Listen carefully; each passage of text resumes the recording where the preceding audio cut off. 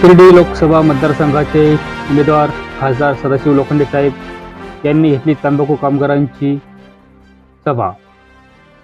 13 वैभव अमर रहे माँ असे म्हणणारे पंतप्रधान लाभले हे आपलं सौभाग्य। राजेश मालपानी।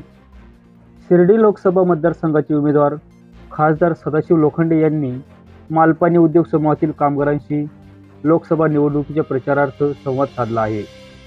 उद्योग समूहाचे अध्यक्ष प्रतितेश उद्योजक राजेश मालपानी यांनी खासदार सदाशिव लोखंडे यांचे स्वागत केले आहे।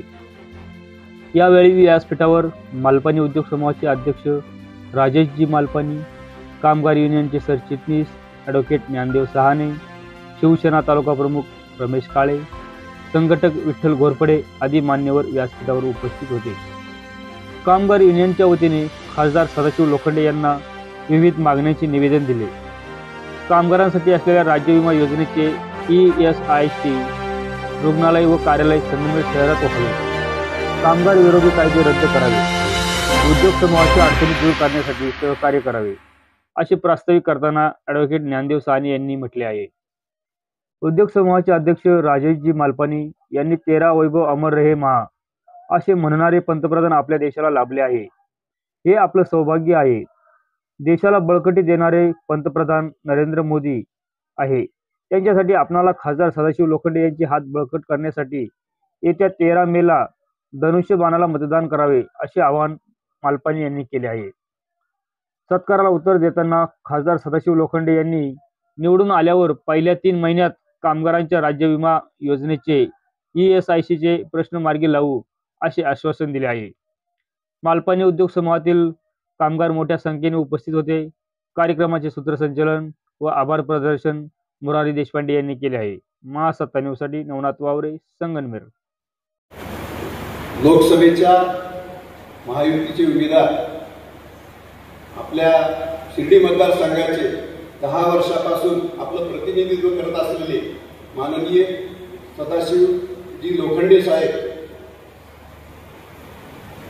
आपल्या उद्योग समूहाचे मॅनेजर डायरेक्टर माननीय राजेशजी मालपानी साहेब, उपस्थित लोखंडे साहेबांबरोबर आलेले सर्व कार्यकर्ते, उद्योग समूहातील सर्व स्टाफ, कामगार बंधू आणि भगिनींनो, आपण ESICचं निवेदन लोखंडे साहेबांना दिलेले आहे।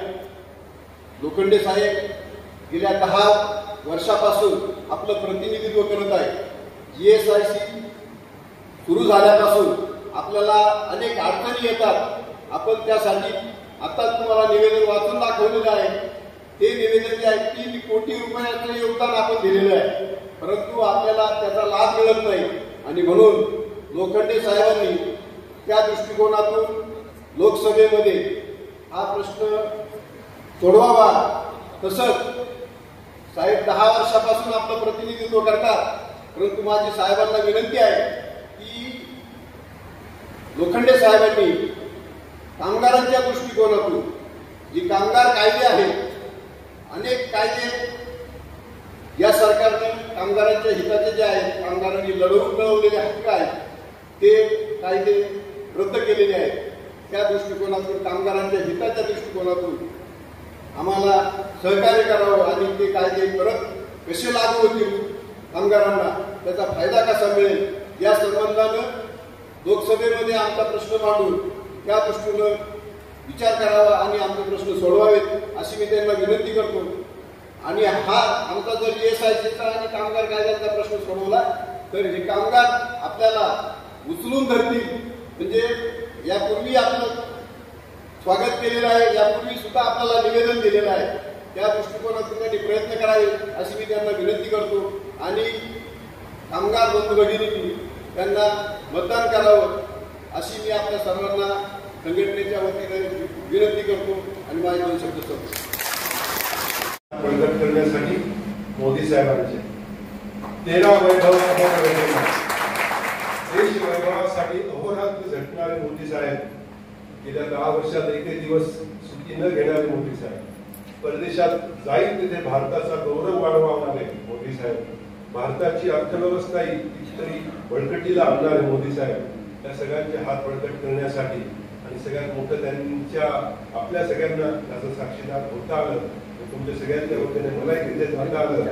अयोध्येचं राम मंदिर आपल्या सगळ्यांना अभिमान वाटावं असं हे त्यांच्या प्रयत्नातून निर्माण झालं. 500 वर्ष रामाचा वनवास एका छोट्याशा तंबूमध्ये रामलला अनेक वर्ष होते. त्यांना मंदिरात प्रस्थापित करण्याचं मोठे साहेबांनी काम केलं. त्या ठिकाणी तुम्ही तो कार्यक्रम टीव्हीवरही पाहिला असेल. आपल्या सगळ्यांचे गुरु गोविंद देवगिरीजी, किशोरजी व्यास यांच्या हाताने 11 दिवसाचा अत्यंत कडक उपवास त्यांना मोठी प्रतिष्ठेला बसायचं होतं. त्यासाठी जे जे गुरूंनी सांगितलं होतं ते सगळ्यात त्यापेक्षा कितीतरी अधिक त्यांनी कडक उपवास पाळून तो उपवास सोडला. तो चरणामृत घेऊन आपल्या गुरुजींच्या हस्ते त्यांनी चरणामृत घेतलं आणि त्या ठिकाणी तो उपवास सोडला. म्हणजे आशीर्वाद पूर्ण देशभरातल्या जनतेने आणि जगात पसरलेल्या जनतेने एक दुसरी दिवाळी आपण साजरी केली त्यावेळेस. आणि मोदी साहेबांना दिलं. आज त्याच मोदी साहेबांचा हात बळकट करण्यासाठी खासदार साहेबांना पुन्हा एकदा आपल्याला लोकसभेत पाठवायचे. आपले अनेक प्रश्न आहेत. आजच्या कार्यक्रमात ते त्यांना त्याच्यासमोर ठेवले. पुढे आज मोदीजींचा कार्यक्रम अहमदनगरमध्ये असल्यामुळे त्यांनाही पुढे प्रस्थान करायचं.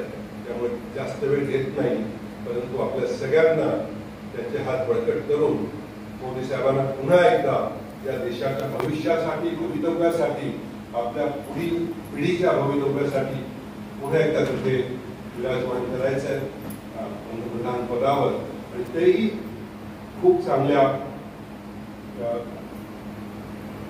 मताधिक्यांनी, म्हणजे खासदारांची संख्याही मोठी पाहिजे. त्यामुळे जो त्यांनी नारा दिला आहे, आपकी बार 400 पार और फिर से एक बार मोदी सरकार.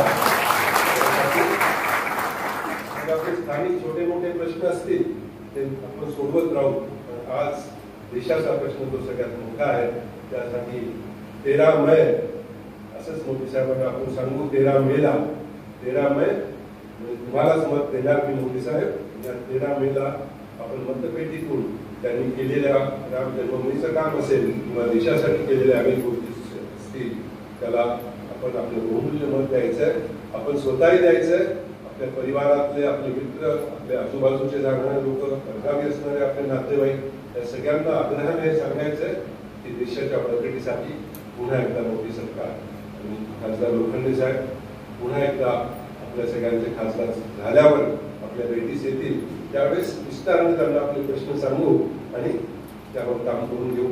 ESICचं निवेदन असेल, आपल्या संगमनेरला ESICचं क्लिनिक लगेच झालं पाहिजे, हॉस्पिटल झालं पाहिजे, असे त्यांनी निवेदन दिलेत. आपल्या टॅक्सेशन प्रश्न त्यांना सांगितले.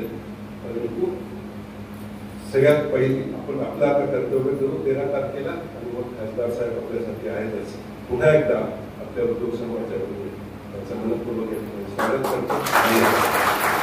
संगमनेर तालुक्यामध्ये ESIC दवाखाना DCBO यामध्ये डिस्पेन्सरी कम तुमचा ऑफिस या ठिकाणी खासदार म्हणून मी पहिल्या 3 महिन्यामध्ये तुम्हाला ज्यावेळेस नवीन सरकार येईल त्यामध्ये पहिलं तुमचं दवाखाना म्हणजे ऑफिस खासदार म्हणून या ठिकाणी आणण्यासाठी प्रयत्न करेल. खासदार दिल्लीमध्ये किती वजन आहे मला वाटतं. मी आमदार असताना मला जाणवलं महाराष्ट्रामध्ये 48 खासदार आहे, पण या शिर्डीच्या खासदाराला विशेष महत्व आहे. मला पकडतात माणसं पकडून की मी एकदा सेंट्रल रोडमध्ये मी फिरत असताना हेमा मालिनी मॅडम मला भेटल्या आणि दिलीप गांधी त्यावेळेस मंत्री होते. आम्ही लॉबीमध्ये फिरत असताना तो किस्सा सांगतो की त्यांनी मला एखादी ओळख केली. हे शिर्डीचे खासदार, शिर्डी के MP सदाशिव लोखंडे. हेमा मालिनी दिलीप गांधीला बाजूला सरकवलं.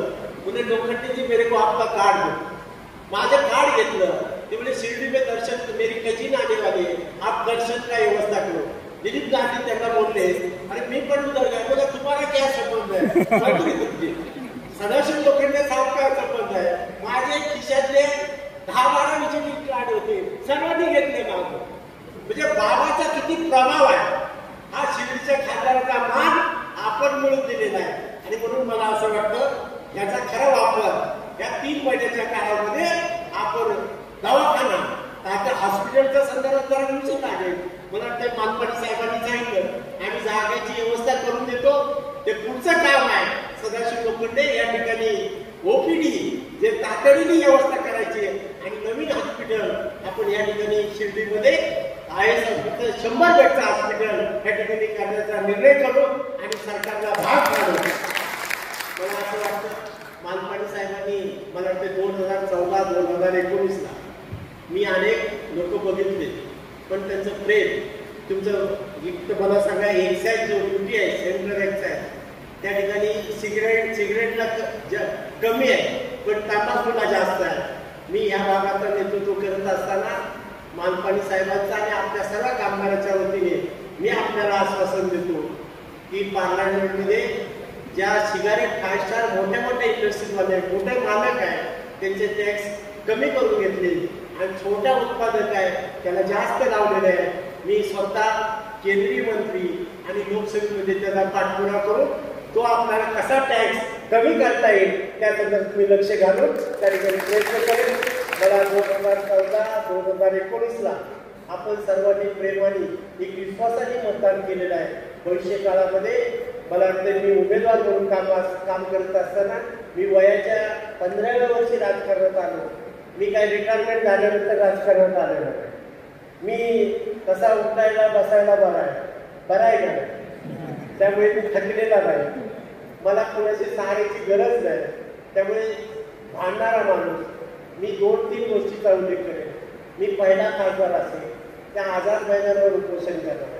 मी पहिला खासदार असेल त्या ठिकाणी जायकवाडीला पाणी विरोध करणारा त्या ठिकाणी अकोला तालुक्याच्या पुलावर संध्याकाळी 7 वाजल्यापासून पहाटे 6 वाजेपर्यंत त्यावेळेस कम्युनिस्ट पक्ष नवले साहेब असतील कामगार नेते सावंत साहेब असतील आणि शिर्डीचा खासदार असल्यामुळे आम्ही तिथं आंदोलन केलं खाली पाणी देऊन.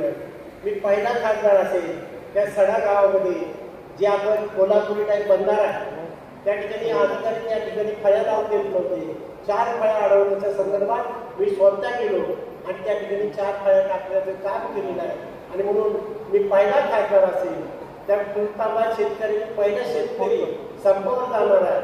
मला पहाटे 4 वाजता त्या ठिकाणी फुलतांब्याच्या शेतकऱ्यांनी मला फोन केला की आता आमच्याकडे 4 वाजता पोलीस आमच्यावर कारवाई करावी.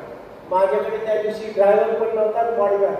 मी तसाच गाडी चालवली आणि पहाटे 4-4:30 वाजता फुलतांब्या गावामध्ये गेलो.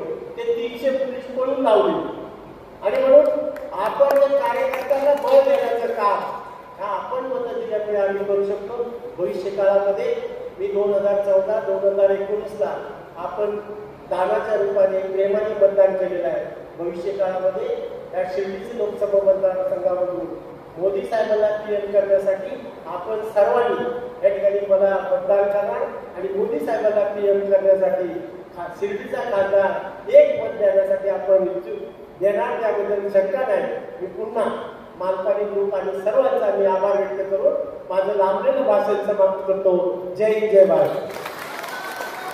आमचा लोकप्रतिनिधी आम्हाला अभिमान वाटणारा असेल आणि त्यामुळे या सर्वांच्या वतीनं आपण खूप मोठा मताधिक्यांना देणार ना. तर हे आमचं सर्वांचं तुम्हाला वचन आहे. आपण व्यस्त दिनक्रमातूनही आज या ठिकाणी आलात आमच्याशी संवाद साधला. खूप छान वाटलं. आपल्याला खूप खूप शुभेच्छा आणि आजचा हा कार्यक्रम या ठिकाणी संपन्न झाला असं मी जाहीर करतो. सर्वांना खूप खूप धन्यवाद.